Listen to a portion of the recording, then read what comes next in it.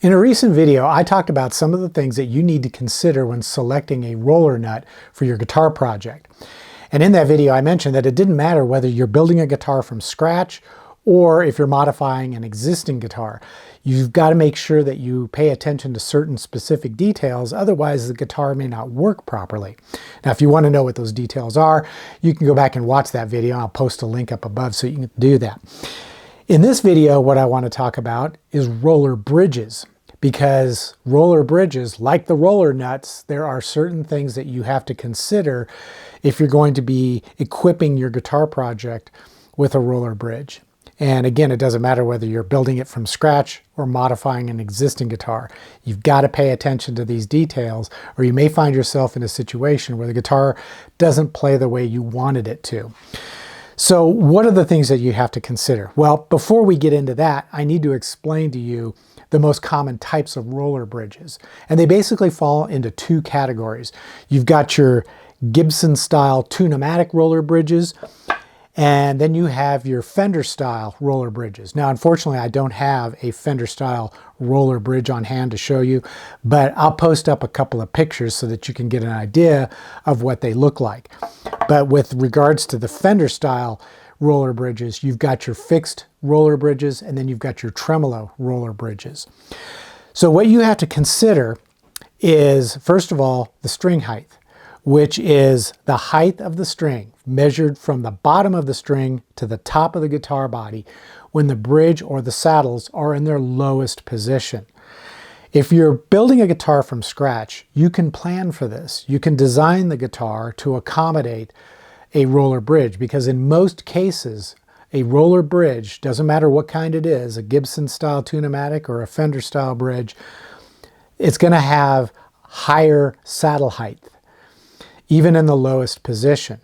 So you can actually design your guitar to accommodate that. And you might end up angling the neck to help bring the action to where it needs to be. You might have the neck sit in a shallower pocket so that you can bring the frets up closer to the string when they're in that lowest position. Those are things that are really important. If you're modifying an existing guitar, let's say you've got a Stratocaster and you want to replace the tremolo bridge with a tremolo bridge that has roller saddles, you'll find that even in the lowest position, the string height may be too high for your preference in terms of playability. And there's nothing you can do, or at least it would seem that way. There are some things that you can do. In that instance, you can shim the neck by raising it up in the pocket so that you can bring the strings down closer to the frets. That's one way to do it. Some folks will talk about recessing a bridge into the body. That's way too much work. However, some types of floating Fender style tremolos, you can actually lower the bridge down into the body to some degree. It just depends on the design of the guitar. Those are things that you have to consider if you're going to make that kind of a swap. But like I said, if you're building from scratch, it's probably not going to be an issue because you can plan for that in the build. And the same is true if you're using the Gibson style tune-o-matic bridge with rollers. Typically a tune-o-matic bridge, when the bridge is in its lowest position to the body, the strings are about a ½ an inch off the top of the body when it's in that lowest position. But with the roller bridge, it's actually slightly higher. So if that's a situation where you're not going to be able to achieve the kind of string action that you want, a roller bridge may not be the right option for you if you're modifying a guitar, because you're not going to be able to lower the bridge enough to get the strings close to those frets. It's just not possible. Well, I shouldn't say it's totally impossible. There is one option. You can remove the bridge, pull the studs, route out a channel that the bridge would sit down in so that you've actually recessed the bridge into the body. It's an awful lot of work just to put a roller bridge on your guitar, so that's one that you might want to reconsider. And as I mentioned in the video about roller nuts, when you have to modify a guitar to fit a component like that, if that guitar is worth money, if it's a highly valuable vintage guitar, I don't think you're going to want to start routing channels to recess bridges. It's just not going to, it's going to kill the value of the guitar, and it's, not really the best idea. Hey guys, if you're enjoying this video, I would encourage you to stop what you're doing right now and click that thumbs up button down below. It doesn't cost you anything and it really helps to support my channel. But if you want to take your support to the next level, you can click the thanks button and leave a tip in the amount that you think is fair. Also, you can click the join button and become a member of my channel. And as a member, you'll have access to exclusive members-only content, which are videos just like the one you're watching, but with a lot more detail, a lot more tips and tricks, and all kinds of guitar building secrets. And best of all, no ads. Now let's get back to the video. Now there is another issue to consider, and that really only relates to the Gibson style tune-o-matic bridge, and that is the fact that the radius is fixed. And in most cases, that radius is about 12 inches. And I think that's something like 320, 325 millimeters. Don't quote me on that. Use a converting calculator to figure that one out. But it's fixed, so it has to match the radius of your fretboard and your fret wires. Now, the funny thing about that is, even though it may be 12 inches and your fretboard might be 12 inches, your fret wire is actually slightly more because that's being measured at the top of the fret, which is whatever the height of your fret wire is. So if you think of the radius of your fretboard as a giant circle, that fret wire is slightly outside that circle. So if it says, if the marketing copy for the bridge you're going to buy says 12 inches, that really is what the fretboard is, not necessarily what the frets are.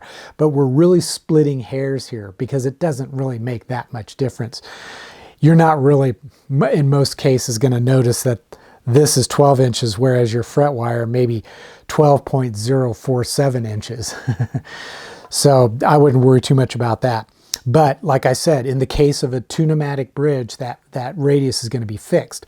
In the case of a Fender style bridge, whether it's a fixed hardtail or a tremolo bridge, those individual saddles can be raised and lowered so that you can fine-tune the radius of your strings at the bridge.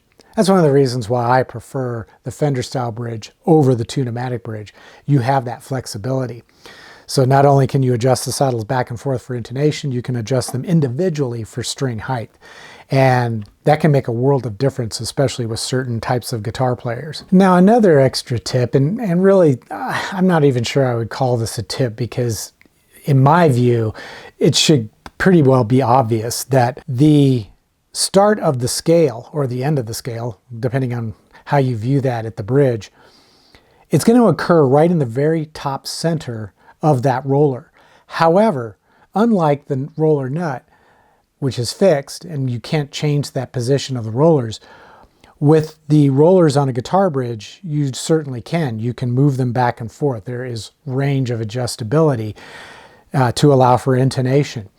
But if your guitar design is, you're concerned that it might be difficult to achieve proper intonation, especially with these tune-o-matic style bridges, which generally have far less range of adjustability than a Fender style bridge, you might want to take that into account because the point of contact for the string is not going to be at the face of that saddle. It's going to be right in the center of the saddle. So almost 1/8 of an inch back from the face of it. So you just want to be aware of that when planning your guitar. And that may be something that requires you to slightly adjust the position. It just depends on the design of the guitar. Now that's not necessarily the case at all with the Fender style bridges because like I said, you've got a lot more range of adjustability. So you don't have to be as concerned about the placement of the bridge. So those are the main issues that I think you need to consider if you're going to be adding a roller bridge to your guitar project. And it's not that big of a deal. I think it's pretty simple and straightforward to understand. But if you fail to address some of those issues, you may find yourself with a guitar that's not going to play the way you had hoped it would. And usually what that means is your string action is going to be way too high over the frets, or you may not have the radius that you need in order to play it properly and to play comfortably. But if you make those adjustments, a roller bridge can be a really fantastic addition to your guitar. At any rate, I hope you've enjoyed this video. If so, stop what you're doing, click the thumbs up button. It really helps the channel. And of course, you can take your support to the next level and do some of the things I mentioned earlier in the video. But at any rate, as always, until the next episode, take care, stay safe, and I hope you'll be back for more guitar building videos.